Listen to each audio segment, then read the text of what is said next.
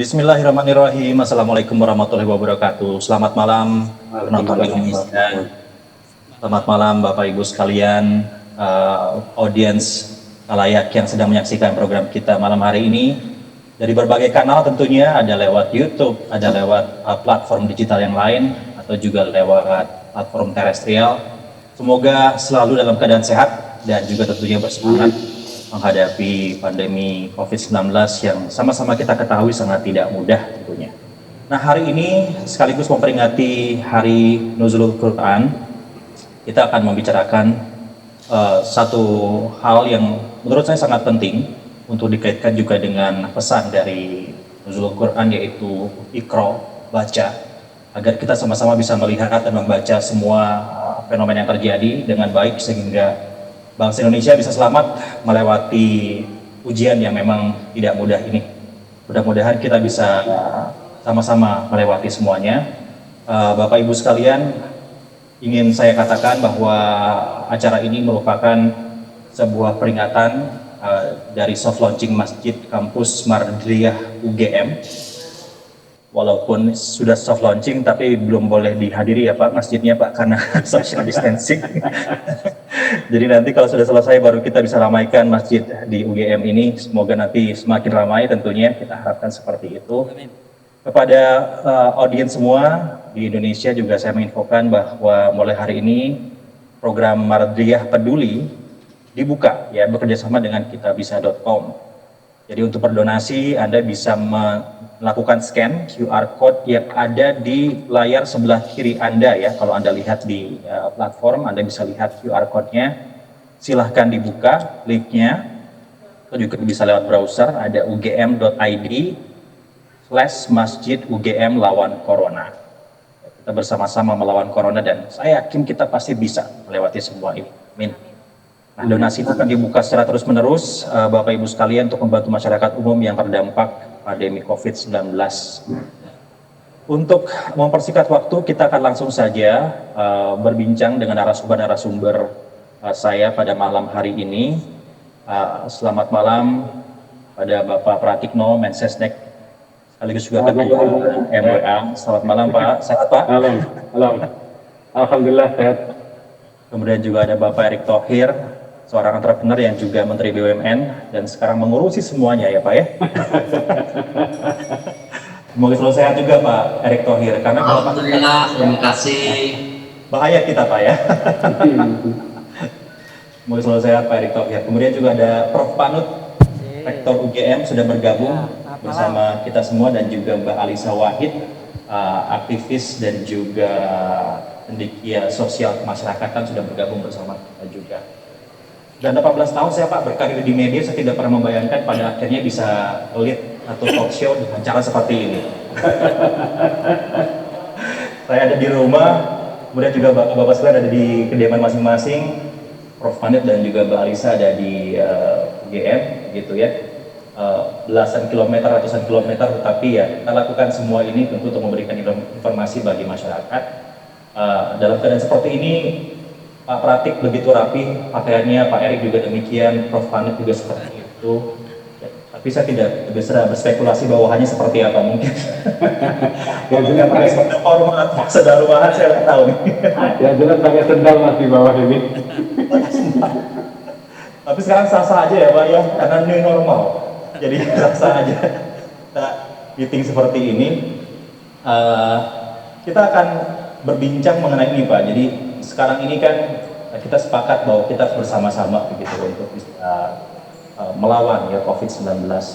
Dan salah satu hal yang harus kita lakukan adalah tentunya membaca begitu banyak informasi yang kita temukan, kita ketahui, agar kita bisa bersama-sama begitu melewati. Tapi masalahnya adalah kita menghadapi bukan saja hanya sekedar pandemi sekarang yang membuat masyarakat bisa sakit ya, tapi juga infodemik begitu Pak yang saya sebut. Jadi informasi terlalu banyak untuk masyarakat pilah, sehingga malahan alih-alih membuat masyarakat paham purpose apa yang dibutuhkan, malahan masyarakat jadi bingung gitu Pak. Ini masalah yang sangat serius begitu. Bagaimana menurut Bapak mengikrok informasi di era infodemik seperti ini? masyarakat Indonesia harus seperti apa? Mungkin Prof. Pratik bisa menjawab terlebih dahulu, Pak. Oh ya, terima kasih Mas Prabu. Jadi, Assalamualaikum warahmatullahi wabarakatuh. Sebelum saya menjawab apa yang menyampaikan, apa yang dilontarkan oleh Mas Prabu, saya ingin mencuri kesempatan ini untuk menyampaikan selamat menjalankan ibadah puasa Ramadan kepada Bapak Ibu semuanya. Dan juga selamat kepada UGM, kepada Prof. Manet, atas soft launching Masjid Kampus Marjah. Ini yang saya tahu ini masjid kampus pertama, tapi sudah lama nggak terbangun berkat bantuan Pak Erik dan kawan-kawan ini bisa jalan ini. Terima kasih Pak Erik. Dan ini tentu saja menambah arena belajar bagi mahasiswa, bagi masyarakat umum di Jogja dan bahkan di tingkat nasional. Dan di acara yang sangat istimewa ini, peringatan Nuzul Quran, ini sangat bagus sekali untuk soft launching masjid ini. Jadi gini memang Mas Prabu, kita ini di era sosmed ini kan memang banjir informasi ya. Tapi saya memulai dengan yang positif. Banjir informasi itu juga banjir pengetahuan sebetulnya. Kita rasakan sekali pada saat pandemi COVID-19 ini. Kita banyak belajar tentang banyak hal. Banyak belajar bahkan tentang sesuatu yang nggak pernah kita pelajari. Saya harus belajar epidemiologi ya dikit-dikit gitu, harus belajar tahu tentang virus, harus belajar tentang immunity dan seterusnya. Jadi masyarakat kita juga belajar banyak hal. Jadi ini merupakan ya, sebuah hikmah juga gitu. Tapi memang benar, memang banyak informasi yang berlimpah. Tentu saja kalau ada informasi berlimpah, sangat penting kita punya penyaring gitu. Penyaringnya apa? Penyaringnya yang paling utama adalah tradisi untuk berpikir kritis. Jadi kita kan harus hati-hati juga, Mas. Ketika semua informasi membanjir, masing-masing informasi itu berusaha untuk mencuri perhatian publik. Nah, ketika informan itu mencari perhatian publik, salah satu yang berbahaya itu adalah clickbait itu. Jadi membuat judul yang provokatif, orang hanya membaca dari judulnya, kemudian secara emosional terpancing, kemudian panik, kemudian bergerak gitu. Nah ini yang paling berbahaya. Jadi fondasi kita memang harus critical thinking, harus berpikir kritis, berpikir balance, selalu cek ke fakta. Tapi kalau kita belajar dari pandemi COVID-19 ini, kita juga semua pihak, pemerintah, masyarakat juga sadar bahwa kita bukan hanya butuh informasi, tetapi yang penting sekali adalah butuh data. Ini kan kita menuntut kan, ayo terbuka lah, siapa yang sakit berapa, yang sakit berada di mana gitu. Jadi tuntutan akan data, akurasi data, kecepatan data itu juga penting. Jadi poin saya ini juga pembelajaran yang luar biasa. Pembelajaran bahwa kita harus berbasis pada data, harus berbasis pada ilmu pengetahuan. Ya, inilah saya kira peran pentingnya pendidikan tinggi menjadi sumber ilmu pengetahuan, memberikan framework bagi masyarakat bagaimana kita membaca informasi yang banjir itu, kemudian dan juga sekaligus critical thinking, tidak mudah emosi, tidak mudah terpancing, dan tentu saja tidak mudah untuk menyampaikan narasi-narasi yang sangat provokatif dan negatif. Ini sebuah pembelajaran kita bersama yang harus kita sikapi secara bijak dan itu tanggung jawab semua pihak, baik itu pemerintah maupun masyarakat. Tapi kalau dari tadi Bapak katakan ya, ini juga akademisi berperan kuat nih dalam hal ini dengan cara membanjiri informasi begitu ya yang lebih akurat begitu.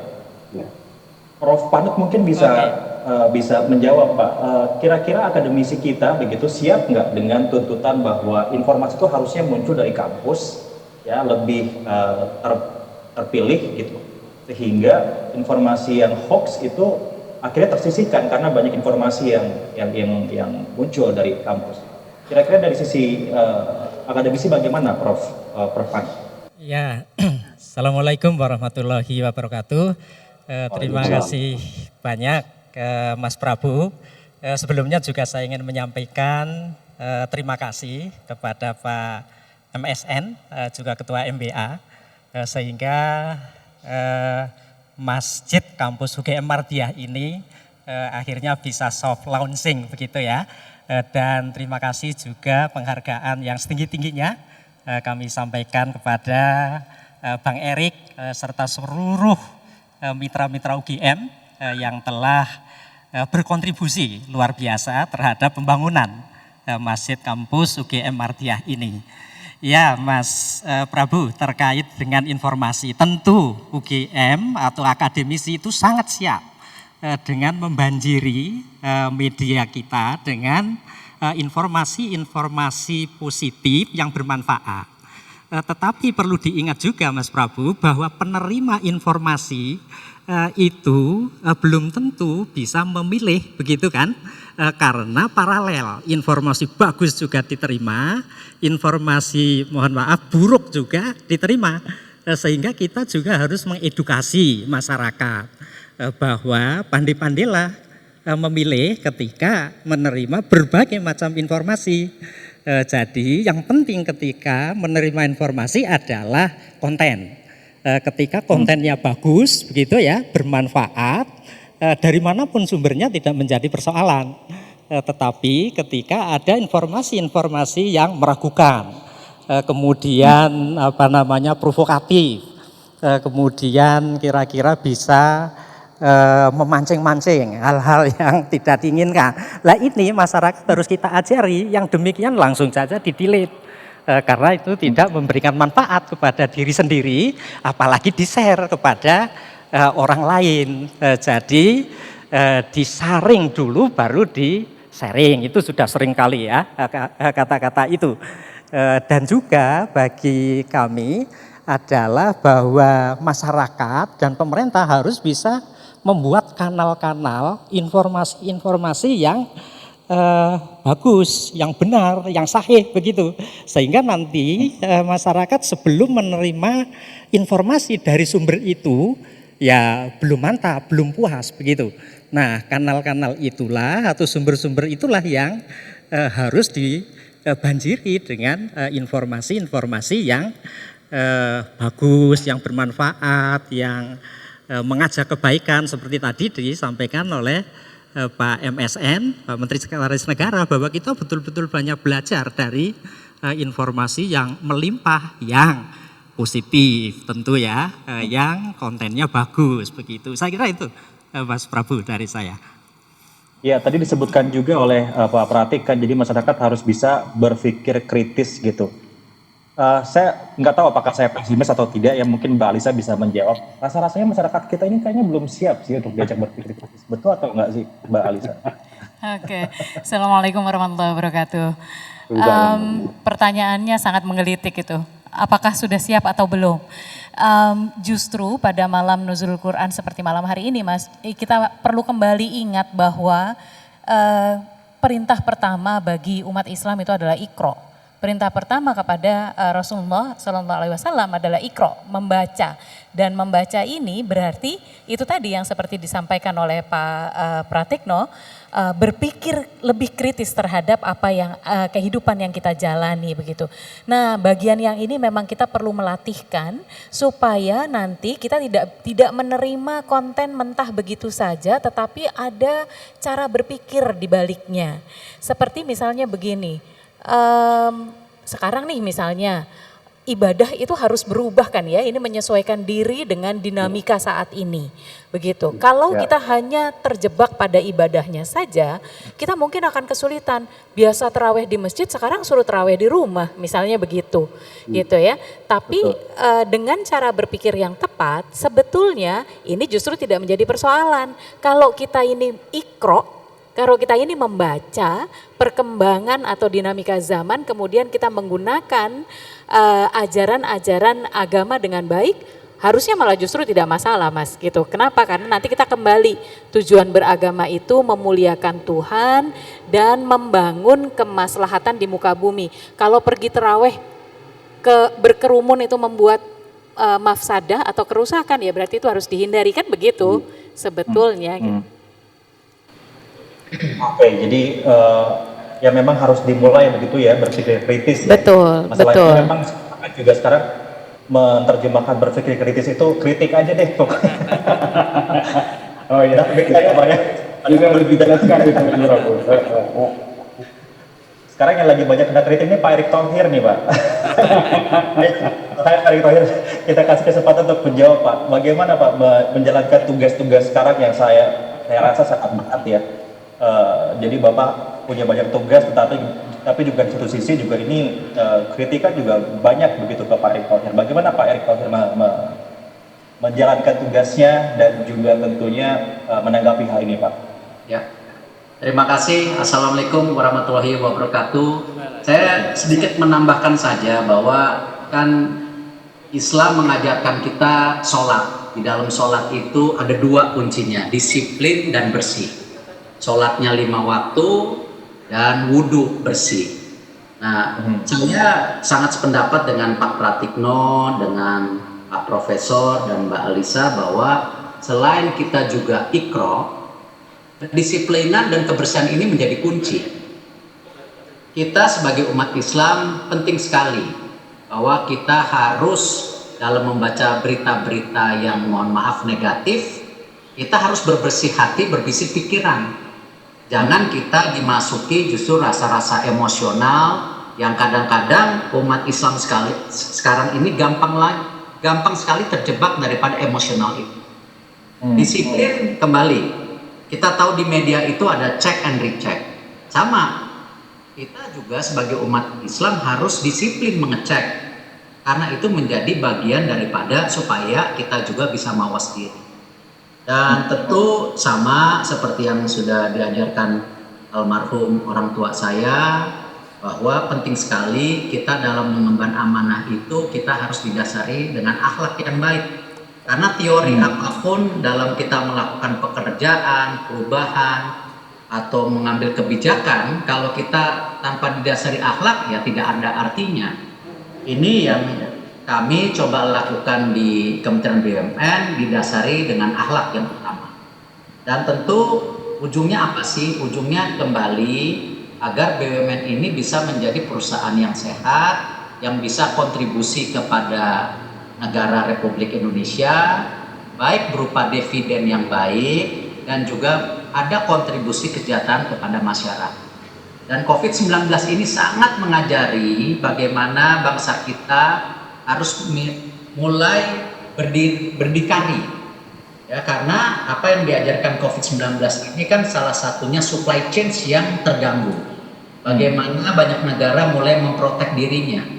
Nah, karena itulah kita sudah seyogyanya, kita ini bangsa yang penduduknya 270 juta, yang katanya nanti 2045 masuk 4 besar sampai 5 besar dunia secara ekonomi. Sudah seyogyanya kita juga mulai bisa yang namanya membangun security kepada pangan, obat maupun energi secara bertahap tentunya. Dan kita yakini kita bisa kalau kita mau. Jadi intinya sebetulnya ini Pak ya, masyarakat kita harapkan juga bisa berhusnuzon gitu ya, bersih dalam membaca informasi supaya bisa jelas juga arahnya kemana begitu Pak. Nah selain itu ini Pak, sebetulnya jadi masalah juga untuk masyarakat sekarang ini, apalagi mungkin dunia usaha. Pak Erick kan sebagai pengusaha juga bisa berpikir di dua tempat itu begitu.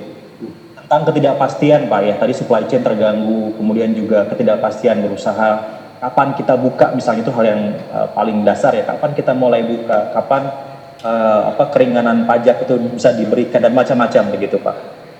Ini akan menjadi new normal ya, dalam beberapa minggu ke depan itu akan menjadi new normal bagi dunia usaha begitu. Pak Erick sendiri melihat new normal untuk dunia usaha dan juga ekonomi kita akan seperti apa Pak di masa-masa ini? Bapak Presiden Pak Jokowi sudah mengambil langkah yang luar biasa. Beliau mengetahui apa bedanya tahun 98 krisis dan 2008. Di mana 98 dan 2008 itu UKM tidak terkena, tetapi yang terkena itu moneter dan korporasi besar. Tetapi pada saat ini justru UKM yang terkena. Karena itu beliau 1 bulan terakhir fokus kepada pembantuan, pembiayaan maupun solusi kepada UKM. Dan ini saya rasa dan saya yakin semua ekonom setuju ini langkah yang tepat. Karena walaupun gimana UKM adalah kontribusi terbesar daripada yang memberikan lapangan kerja pada saat ini. Nah, beliau sangat bersungguh-sungguh karena itu beliau mengutamakan UKM. Dan saya rasa dengan tadi bantuan yang dilakukan oleh pemerintah secara bertahap, apalagi sekarang juga beliau sudah mulai fokus ke poin nomor 2 yang namanya bansos, ini akan menolong karena disitulah beliau memastikan mana membantu meminjamkan, tetapi juga ada yang menolong. Nah, ini alhamdulillah menjadi kerangka yang berbeda. Mohon maaf, saya tidak mau mengkritik bangsa lain. Contoh yang dilakukan banyak negara di luar negeri, bahwa kadang-kadang mereka berpikir korporasi besarnya, padahal UKM menjadi sumber yang kekuatan tersendiri. Nah, ini yang membedakan Indonesia dengan bangsa lain pada prioritas saat ini. Dan saya yakin beliau juga akan terus mengambil langkah-langkah berikutnya. Apa itu yang namanya perbaikan di BUMN, korporasi, itu langkah-langkah berikutnya setelah UKM dan bantuan sosialnya berjalan dengan baik. Nah, ini saya rasa langkah yang luar biasa diambil Bapak Presiden karena mengambil suatu kebijakan yang berbeda dengan banyak negara lain. Jadi UMKM itu akan jadi prioritas ya Pak ya dalam pemulihan ekonomi ke depan di negara ini. Ya harus, karena memang tadi kondisinya dengan 98 dan 2008 berbeda. Ini yang terkena utama itu justru dari UKM-nya sendiri yang utama. Nah sekarang bagaimana Pak caranya agar UMKM ini bisa menerima nih Pak insight ini? Karena kan yang dibawa itu kadang-kadang tidak seperti masyarakat yang tadi ya, yang sudah bisa berpikir kritis dan juga bisa melihat semuanya dengan jernih gitu. Ini justru UMKM ini yang mudah, yang rapuh begitu Pak ya, sangat rigid gitu terhadap informasi. Bagaimana agar program itu bisa menenangkan teman-teman UMKM? Ya memang apapun tidak ada sempurna, pasti ada kekurangan. Inilah kenapa tadi yang saya sampaikan, beliau juga akan menambahkan langkah-langkah berikutnya. Misalnya contoh, kebijakan daripada pemerintah ke depan, beliau sudah buat statement berapa kali bahwa kita akan prioritaskan juga yang namanya tadi produksi dalam negeri. Beliau tidak sungkan-sungkan, sedangkan dari 2018 beliau sudah mengeluarkan sebenarnya waktu itu Kepres nomor 24 2018, bahkan produk dalam negeri boleh lebih mahal 25%. Nah, tinggal ya kita nih pembantunya presiden harus punya komitmen. Semua budget yang ada di pemerintahan itu harus dikembalikan kepada produksi dalam negeri. Yang tidak lain kebanyakan salah satunya UKM. Nah, disinilah saya mengambil langkah kecil. Saya beda dengan presiden. Karena itu kami di BUMN sudah memappingkan bagaimana 30 BUMN ke depan itu mulai tahun depan harus memprioritaskan kepada UKM dengan tender di bawah 2 miliar tanpa tender ya, tetapi 2 sampai 14 miliar harus ya diprioritaskan kepada UKM dan jangan juga ditunggangi ya, jangan nanti pura-pura UKM padahal bukan. Nah, ini kita lakukan. Bahkan kemarin kita sudah membuat roadmap yang sudah dipresentasikan untuk health security, di mana dengan health security ini kita harus berkepihakan kepada produksi lokal. Bahkan di dalam R&D-nya kita bongkar total. Yang tadinya BUMN ingin melakukan R&D, ya mohon maaf juga banyak BUMN yang buat universitas sendiri yang padahal tidak perlu. Nah, karena itu kita ke depan akan hapuskan bahwa semua itu langsung bekerja sama dengan universitas-universitas agar R&D bisa kembali. Kita BUMN mensusui daripada penemuan-penemuan itu, karena kasihan kadang-kadang inovator-inovator Indonesia ini dapat melakukan sesuatu tetapi secara komersialnya tidak dikasih pipeline yang baik. Nah, ini yang kita harus lakukan. Karena itu alhamdulillah mapping daripada health security sudah selesai. Kita bagi tugas, contohnya bahwa misalnya kimia farma ke depan akan fokus kepada chemical produk, obat yang secara chemical. Lalu Indofarma akan lebih kepada herbal. Bio Farma akan kepada seperti stem cell atau penemuan daripada bio-bio lainnya. Ini kita coba mappingkan supaya jangan berebutan di BUMN satu sama lainnya. kita mau ini core of bisnisnya jelas gitu. Dan langsung ada retailnya, ada rumah sakitnya. Makanya rumah sakitnya kita konsolidasikan. Kalau kita bisa lakukan ini, apalagi didukung R&D yang dilakukan oleh universitas, alangkah bahagianya kalau 2-3 tahun ke depan, yang sekarang ini isu alat kesehatan, obat, yang 90% asing, kalau bisa ya 40% aja sudah luar biasa, yang dari 10%, apalagi kalau bisa di atas 50%. Nah, ini keberpihakan yang saya rasa Bapak Presiden sudah konkretkan, tinggal kami pembantu-pembantunya justru mesti tadi secara realitas harus jalankan, bukan hanya lip service. Oke Pak Erik, tadi yang menarik adalah sekarang dikembalikan lagi riset itu ke kampus begitu Pak ya. Ini kabar bagus tentunya untuk teman-teman akademisi. Mungkin Prof. Pratik dan juga Prof. Manut bisa berkomentar tentang hal ini ya. Dikaitkan dengan wajah pendidikan kita yang mungkin akan berubah Pak dalam 1-2 tahun ke depan. Pemanfaatan digital dan lain-lain sebagainya.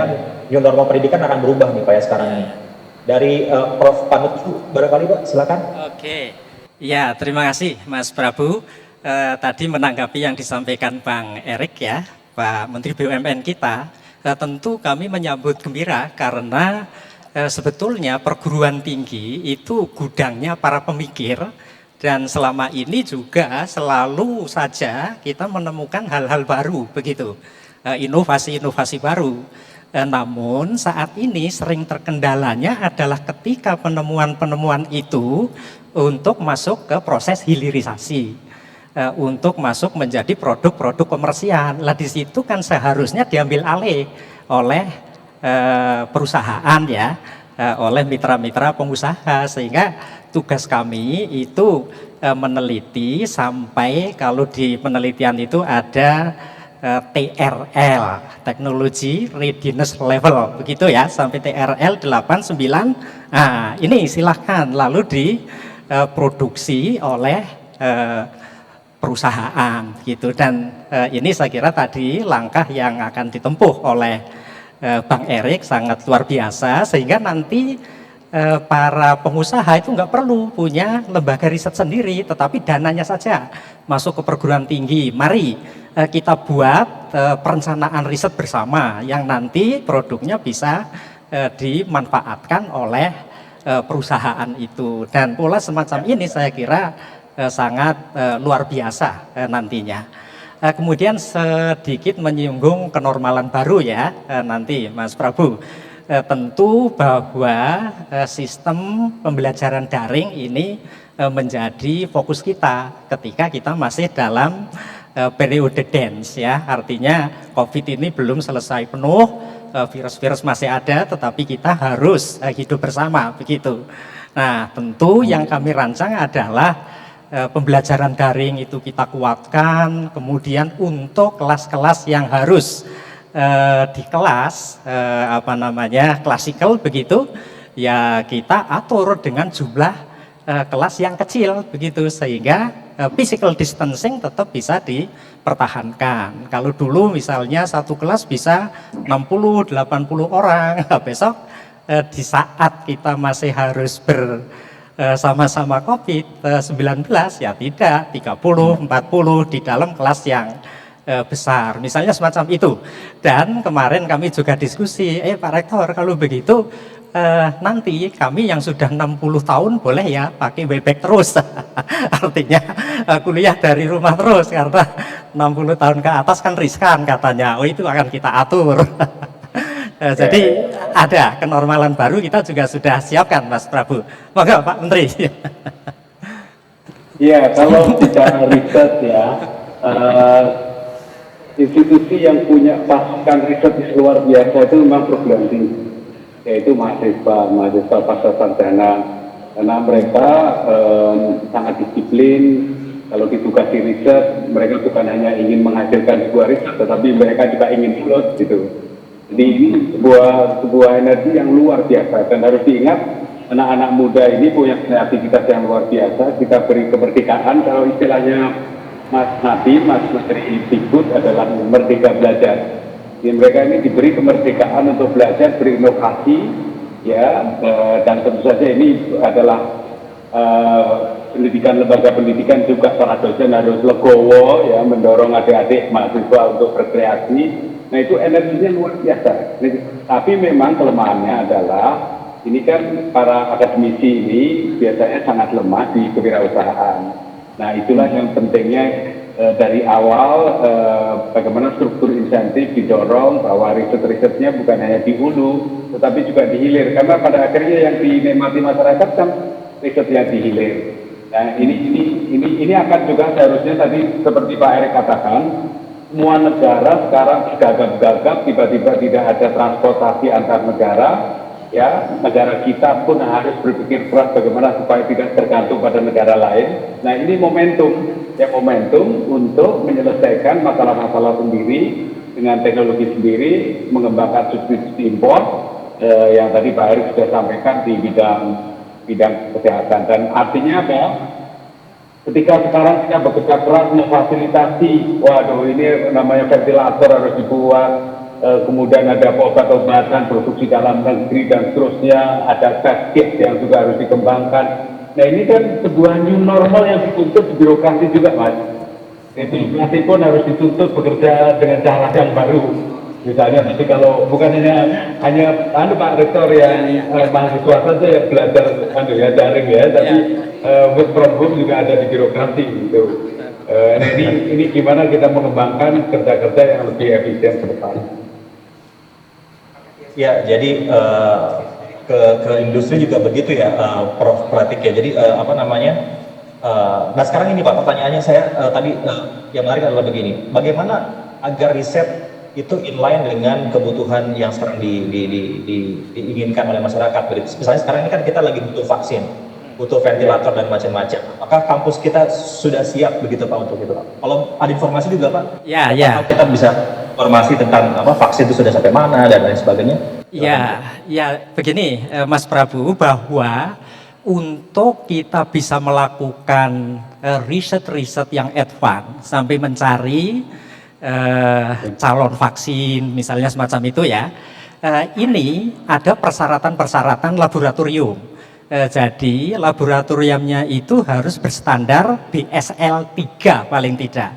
Nah, kebanyakan di universitas di Indonesia ini kita belum banyak yang memiliki laboratorium yang advance semacam itu. Nah di UGM saat ini itu ada laboratorium berstandar BSL 2+, yang saat ini 2 laboratorium itu digunakan untuk tes PCR ya, tes PCR. Kita mampu 300 sampel per hari, kemudian 2 hari hasilnya keluar di Fakultas Kedokteran, Kesehatan Masyarakat dan Keperawatan. Nah saat ini UGM juga kemarin sudah mendapatkan bantuan beberapa alat yang bisa untuk penelitian advance itu, sehingga setelah kita set kita akan melakukan itu. Tetapi tentang obat sedikit ya, bahwa kita tidak belum tentu menyasar langsung pada vaksin, tetapi juga obat-obat lain yang bisa menguatkan diri ketika ada virus COVID-19 ini menyerang, kita sudah imun, nah semacam itu. Jadi ada obat yang bisa menguatkan diri kita dan ada vaksin yang memang untuk mengobati langsung virus itu gitu. Kita bekerja untuk itu, sekarang sedang setting alat juga. Terima kasih Mas Prabu. Kalau saya lihat sih sebetulnya sekarang komunikasi antara pemerintah, dunia usaha dan juga akademisi ini sudah mulai terjalin begitu Pak ya. Tinggal sebetulnya masyarakat nih. Linkus juga kita coba beralih ke topik pentahelix Pak ya, karena ini kan semuanya harus bersama-sama nih pentahelix ini Pak ya untuk bisa menangani permasalahan kita sekarang. Masyarakat nih Mbak Alisa, sudah diajak ngomong belum ya? Komunikasinya sudah lancar belum dari pemerintah, akademisi dan juga pengusaha begitu, masyarakat nih, elemen masyarakat begitu. Iya. Bagaimana menurut Mbak Alisa sendiri? Iya, kalau menurut saya memang perubahan itu tidak akan bisa maksimal kalau di tingkat masyarakatnya sendiri juga tidak ada perubahan perilaku dan perubahan belief itu Mas, keyakinan begitu ya, bahwa misalnya cara belajar daring itu sama efektifnya dengan belajar offline misalnya, itu kan masalah kepercayaan. Jadi ada vaksinnya, ada kebijakannya. Kalau perilaku masyarakatnya belum berubah, maka akan juga tetap bocor di sana sini begitu. Anjuran misalnya untuk work from home, tidak semua mau menjalankan, karena itu kemudian jadi terus saja rantai penularan COVID ini berlangsung, kan seperti itu. Nah, dalam hal ini mumpung ada Pak Pratik di sini dan juga ada Pak Menteri BUMN Pak Erick Thohir, iya. Pendidikan masyarakat itu selama ini lebih banyak dilakukan oleh kelompok masyarakat itu sendiri. Akademisi ini terbelah dua tugasnya, antara melakukan pendidikan masyarakat dengan inovasi-inovasi yang terkait dengan penanganan COVID-nya itu sendiri, penanganan si virusnya dan penanganan problem kesehatannya. Karena itu sebetulnya kami sangat berharap agar pemerintah, dalam hal ini negara, itu juga melakukan program pendidikan masyarakat yang ekstra keras. Karena kalau mengandalkan kelompok masyarakat saja, memang baik karena itu dari rakyat oleh rakyat, tapi pada saat yang sama selalu ada keterbatasan, Mas. Selalu ada keterbatasan, jadi organisasi, misalnya contohnya Gus Durian. Gus Durian ini punya posko di 67 kota di Indonesia. Tapi kan ya hanya 67 kota, sementara ada berapa? 570 sekian kabupaten kota di seluruh Indonesia, begitu. Jadi tetap harus ada upaya-upaya pendidikan masyarakat yang dilakukan secara masif, begitu. Penting, perubahan perilaku ya, perubahan perilaku misalnya ini tadi social distancing dan lain-lain itu, gitu. Ya, perubahan perilaku memang jadi PR banget ya Mbak Alisa ya, bisa lewat pendidikan juga lewat media sebetulnya ya. Iya, tetapi bahannya sendiri itu harus disiapkan dengan seksama seperti tadi Mas Prabu sampaikan. Kalau tidak nanti jadi infodemik. Jadi banyak informasi terus publiknya juga bingung, masyarakatnya juga bingung, yang mana yang mau dipercaya, begitu. Konkretnya seperti apa sih Mbak Alisa kalau boleh tahu begitu dari pemikirannya Mbak Alisa sendiri begitu. Bentuk pendidikan itu kayak gimana nih yang efektif dalam short term Mbak ya? Karena ini kan lagi masanya sekarang nih urgent gitu. Harus seperti apa? Yang paling konkret aja ini sekarang karena bulan puasa dan kita menghadapi tradisi yang sudah menjadi tradisi utama bangsa Indonesia, mudik. Gimana caranya? Kita bukan hanya membuat kalau pemerintah sudah mengeluarkan peraturan dilarang mudik begitu. Tapi bagaimana larangan ini memang betul-betul dihayati oleh warga masyarakat sehingga mereka tidak mudik dengan sukarela gitu, dengan sukaria gitu, bukan kemudian nyolong-nyolong nyari cara gimana caranya bisa mudik. Nah, hal seperti itu Mas, nanti tinggal masalah delivery-nya, penyampaiannya ya. Apakah tokoh agama, apakah tokoh masyarakat, apakah peer to peer. Jadi kalau misalkan ini anjuran kepada pekerja informal di kota-kota besar, maka yang bicara juga orang-orang dari kelompok-kelompok pekerja informal, misalnya seperti itu, dengan gaya bicara yang sesuai. Nah, hal-hal seperti ini muatannya sama, tetapi nanti tinggal diatur cara melakukannya. Selama cara berpikir masyarakatnya sama, perilaku masyarakatnya sama, kebijakan pemerintah juga akan terhambat terlaksananya begitu. Oke. Pak Pratik dikasih PR sama Mbak Alisa nih Pak. Mumpung Mas. Gimana? Monggo Pak. Iya, yang pertama ya, dalam situasi seperti pandemi ini, pemerintah kan tidak semuanya harus bekerja di atas permukaan dan kemudian cepat berbicara kepada publik yang kemudian bisa jadi menimbulkan panik. Itu juga kita harus hati-hati gitu. Yang pertama. Yang kedua, juga dilemanya kan sangat kompleks. Di satu sisi ini kesehatan tentu saja harus tetap prioritas yang utama. Tetapi di sisi lain juga bagaimana kita mengelola aktivitas sosial, politik, ekonomi masyarakat ini juga berjalan. Apalagi Pak Erick tadi sudah katakan kan masyarakat kita sangat tergantung pada UMKM, pada pekerja harian dan seterusnya yang kemudian perekonomian itu sangat tergantung pada aktivitas sehari-hari. Ini gimana kita membuat balance itu? Tadi Pak Rektor sudah menyinggung masalah saatnya kita keras untuk menurunkan, orang sering menyebutnya the hammer, tapi habis itu kan kita terus harus dancing hidup sehari-hari dengan COVID ini. Termasuk perekonomian pun harus kita pikirkan bagaimana COVID safe ekonomi, jadi mengembangkan ekonomi yang aman juga secara COVID. Jadi, nah ini memang semua pihak harus kita ada bicara dan setuju bahwa pemerintah tidak bisa sepenuhnya untuk mengembangkan belief itu sangat besar peranan dari para pemimpin sosial, terutama pemimpin keagamaan. Ini makanya kita mengajak semua, tentu saja media ya. Media itu kan sangat penting dan sangat krusial di sini, harus juga bersama-sama. Ya, jadi kan ini harus bersama-sama begitu ya, Pak Paparatik ya.